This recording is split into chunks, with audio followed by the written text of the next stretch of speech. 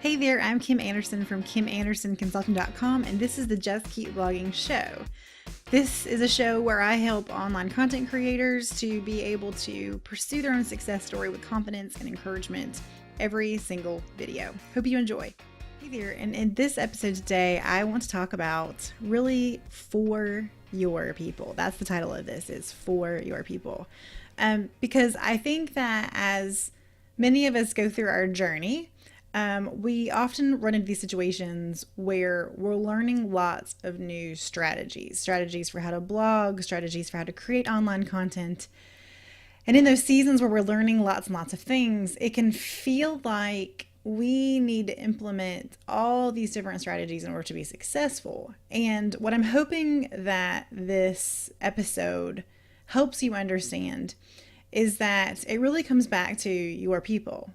And I'm going to walk through several things in this episode to kind of help you think about your own people, think about your own platform, think about what you're building so that you can make really informed decisions that I hope will energize you and make you feel less depleted, because I'm going to guess that a lot of your energy issues come down to a little bit of like confusion or not really understanding like exactly where to be, how to write, and then how to really serve your audience. So I'm hoping that this episode, as you listen to it, really gets your brain stirring and helps you really identify the areas of your blog where if you got more intentional, focused on your people, that you might start to see even better results. So let's talk about this. So the first way that I want you to consider about whether or not you're really serving your people is in the way that you create content. I hands down believe that if you're an online content creator, you should have a website. You should have a home base no matter what. And it doesn't necessarily always mean that it needs to be this like amazing blog full of content, because there's different ways to run different online businesses depending on the kinds of products and services that you're creating and the way that you're spreading the word about those, because obviously there's lots of different ways to create content. And so what I'm about to talk to you about, I don't want you to feel like this is all stuff that you have to do on top of creating some sort of super successful written blog, yada yada. This is really just trying to help you think through the different ways with which you might be able to reach your audience in a way that is going to serve them best. And so let's just talk about that a little bit. So the way that you create content, going back to what I just said, I think it's important that everybody have a website. Like you should have a home base that you own where you can send people for resources, for more information, for articles, whatever you want to have on that home base, but you should have a home base. And I always really consider the website to sort of be the main part of the blog. It is the root, it is the main place, it is the trunk of the tree, right? Like it is the main thing that really supports everything that you do. And so the way that you create content, I think that we need to think about our audiences and how they consume information. So for Thrifty Little Mom, my main blog website, it's basically now like a party celebration gatherings website. And so I try to do a lot of like picture tutorials, lists, things like that, because I know that my target audience, which are women who enjoy entertaining and hosting things, like to be inspired. And oftentimes I think, just based on me being my own avatar, I'm most inspired by looking at photos and getting ideas, having resources where I can, basically duplicate something that I really like or order something that I like that I've seen in that picture. And so for me, Thrifty Little Mom tends to be very picture oriented. It's very graphics oriented, and it's also made for skimming. So you won't see huge long paragraphs or won't be long stories. It's just get to the point, because I know what my audience is looking for. They're just looking for ideas for the most part. And so if I can give them those ideas quickly, easily, concisely, and so that it's skimmable, you'll notice that's how I write my content. Now, if somebody is more of like a story writer or something like that, their content is going to be formatted significantly different than mine, but that might be what their audience is looking for. So things to think about when you're thinking about how to create content that really serves your people is to ask yourself, like, how do they learn best? How do they search?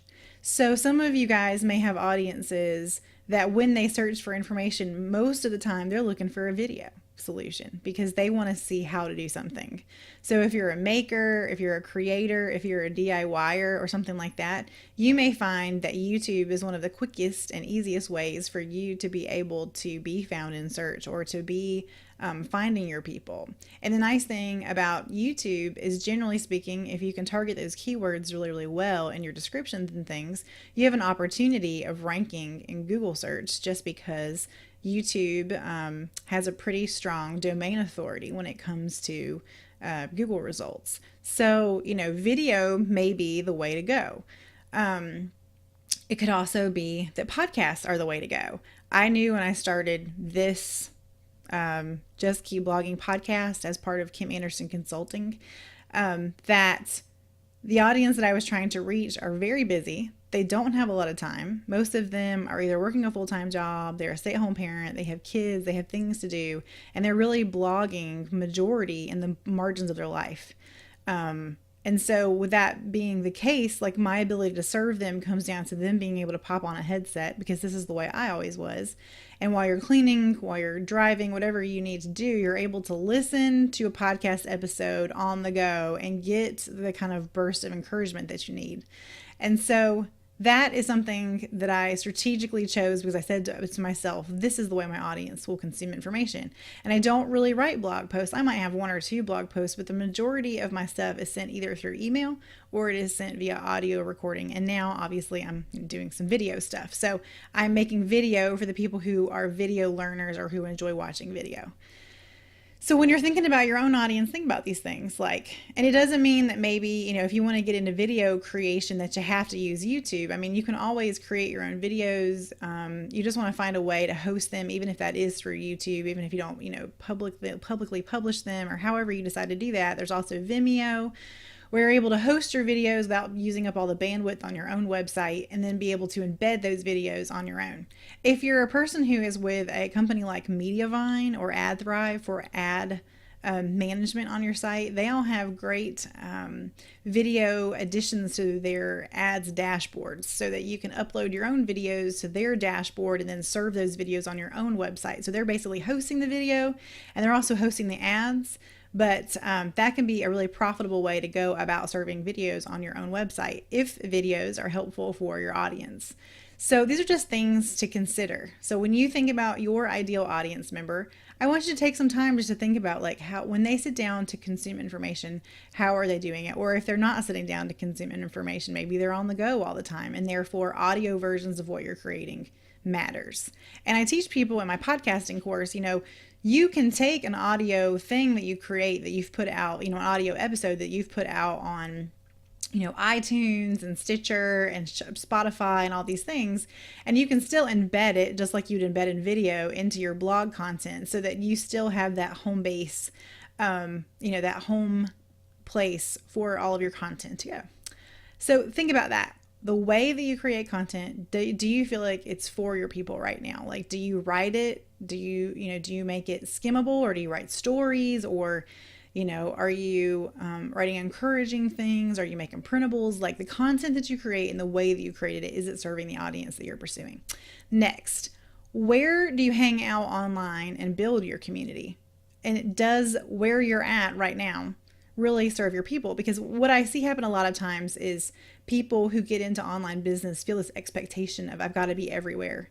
I've got to be on Twitter. I've got to be on Instagram. I've got to be on Facebook. I've got to be on all these social media channels, because for a lot of people, they see it as well, these are all free sources of marketing for me, right? If I can just get on these social media sites and I can build these followings, then this is basically free advertising. And so that may be the case, but if your people aren't there, there's no reason to be there. I distinctly remember several years ago when there was a new live video program. I can't even think of the name of it now, but everybody was going crazy over it. And I can't tell you, I could not wait until Facebook finally gave a live video option, because I would get on this thing and I would do these live videos, and the people that were watching were not my people. And they would say terrible, awful things like while I was talking, and I was like, this is not worth it. And it eventually sort of fizzled out and died out. That's why I typically am not an early adopter to most social media things. But with that being said, like, that's a good example of me spending time on a place where I figured out early on, like, my people are not here. And so you'll notice I don't spend a lot of time on Twitter because my people just aren't on Twitter. My people are on Facebook. They're on Instagram, and they're on Pinterest, which Pinterest doesn't consider itself to be social media. So you have to be real careful when you talk about Pinterest as social media. But as far as like building a following and marketing and things like that, like, I'm going to go the places where I have the most return on my time. And I would encourage you to do the same thing. Really think about where your people are, because if your people aren't on Facebook all the time, it doesn't mean you can't be on Facebook and have like a fan page, but it may mean that, like, maybe your community is on Reddit. And so you really need to be on Reddit, or your community, you're building a community on Patreon, like wherever. It may not have to be one of like the mainstream places, as long as that's where your people are. I've seen lots of people, they venture out into like Twitch and like all these other things because they know that's where their people are. So instead of fighting the tide and trying to stay in a place where they're not making any forward progress, they say, okay, I'm going to go to these few strategic places, put my energy, put my time, and I'm going to make things happen. So I encourage you to think about that as you pursue social media. So the last thing I really want to talk about, because I think this is a big area of frustration for people, is the products that you create, products and services that you create for your audience. And I think the most important thing you can do is push back all the people that are coming at you with millions and millions and millions and millions of ideas, right? The next best ideas, this is what's working, yada, yada, and think about your people and how they consume information. So, is your audience paper and pen type people? Do they like printables? Do they enjoy printing things down and having notebooks? I feel like a good part of my audience is still very paper pen people. They like to have little physical things. They like to send out physical invitations. They like, and there's a little bit of digital element that they'll use, but in general, they still find joy in a pen and paper approach to things. But your audience may not be that way. Your audience may be, like app using, Trello using, online tool using. And if that's the case, then you want to create products and services that serve them in a digital way.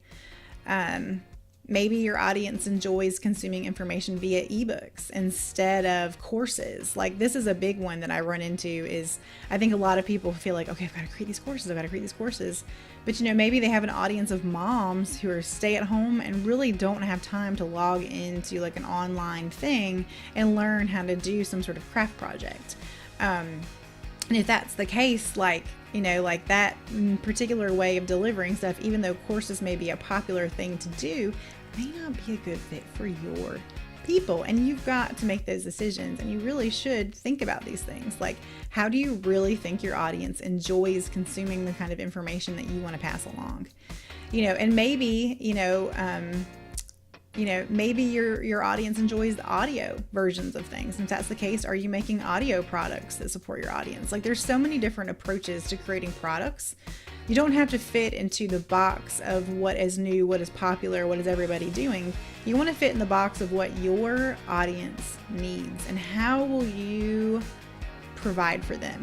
How will you create content for them? How will you hang out with them and build community? And in order to do all those things, you need to be where they are, providing content and information in the way they consume it, and providing products to solve problems in a way that they enjoy consuming that information or applying that information to their lives. And so I hope out of today's episode, I've got your brain stirring, got your brain thinking. I'm giving you permission to let go of the sometimes the box that we may feel like we're being put in as people come up with new strategies for delivering or teaching or consuming information online. And I want you to to do the things that make sense for the audience that you have. And whatever you do, just keep blogging.